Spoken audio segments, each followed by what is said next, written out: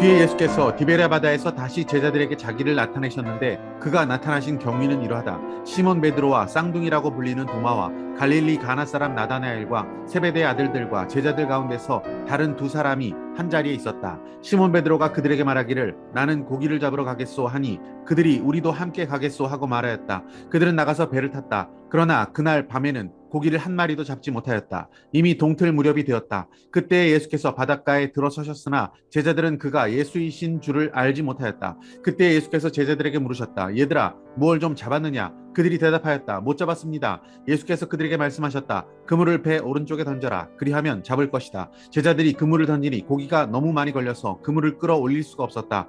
예수가 사랑하시는 제자가 베드로에게 저분은 주님이시다 하고 말하였다. 시몬 베드로는 주님이시라는 말을 듣고서 벗었던 몸에다가 겉옷을 두르고 바다로 뛰어내렸다. 그러나 나머지 제자들은 작은 배를 탄 채로 고기가 든 그물을 끌면서 해안으로 나왔다. 그들은 육지에서 백자 남짓밖에 떨어지지 않은 곳에 들어가서 고기를 잡고 있었던 것이다. 그들이 땅에 올라와서 보니 숯불을 피워 놓았는데 그 위에 생선이 놓여 있고 빵도 있었다. 예수께서 제자들에게 말씀하셨다. 너희가 지금 잡은 생선을 조금 가져오너라. 시몬 베드로가 배에 올라가서 그물을 땅으로 끌어내렸다. 그물 안에는 큰 고기가 153마리나 들어 있었다. 고기가 그렇게 많았으나 그물이 찢어지지 않았다. 예수께서 그들에게 말씀하셨다. 와서 아침을 먹어라. 제자들 가운데서 아무도 감히 선생님은 누구십니까? 하고 묻는 사람이 없었다. 그가 주님이신 것을 알았기 때문이다. 예수께서 가까이 오셔서 빵을 집어서 그들에게 주시고 이와 같이 생선도 주셨다. 예수께서 죽은 사람들 가운데서 살아나신 뒤에 제자들에게 자기를 나타내신 것은 이번이 세 번째였다. 할렐루야, 아름다운 새날입니다. 부활하신 예수님의 가장 중요한 마지막 임무는 사명자를 세우는 일이었습니다. 이미 예수님께서는 제자들을 두 차례 만나셨습니다. 부활의 주님을 만났지만 제자들은 왠지 하나님 나라의 사역을 힘차게 잘 감당하고 있지는 못하는 것처럼 느껴집니다. 그들 중 몇몇은 낙향을 했고 옛 삶의 터전인 디베랴 호수에서 예전에 하던 그 일을 하고 있습니다. 베드로가 그 주동자였습니다. 나는 고기를 잡으러 가겠소. 베드로에게는 예수님을 부인한 아물지 않은 상처가 있었습니다. 그 사건이 자신의 마음을 짓눌러서 사명자로 살아갈 수가 없었던 것 같습니다. 예수님께서는 그를 찾아가십니다. 그리고 결정적인 몇몇 장면을 마주하게 하십니다.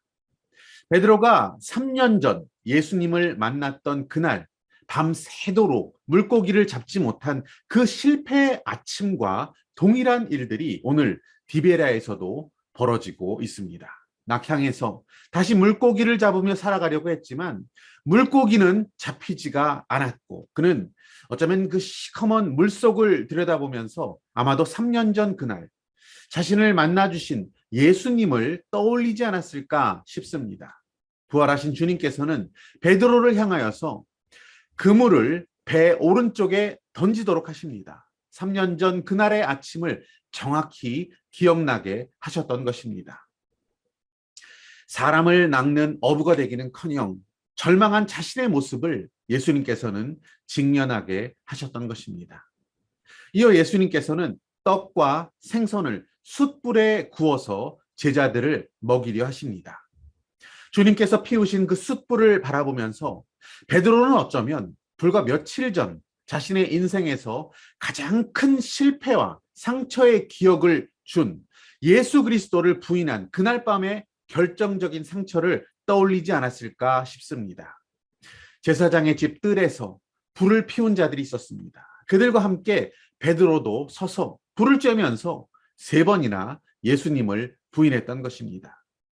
그날 밤에 그 불의 온기가 베드로의 얼굴에 다시 끼쳐지는 그런 장면이라고 보겠습니다.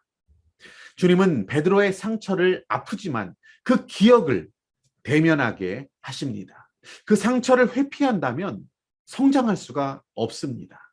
좌절하고 낙담하고 짓눌려서 살아갈 수밖에 없는 것입니다. 주님은 우리를 찾아오십니다. 주님은 우리를 포기하지 않으십니다. 더 이상 패배자, 더 이상 실패자로 살지 않도록 우리의 상처와 절망에서 치유하시고 일으켜 세우시기를 원하는 그분이 바로 우리의 주님이십니다. 오늘 붙드신 하나님의 말씀과 믿음의 결단은 무엇입니까?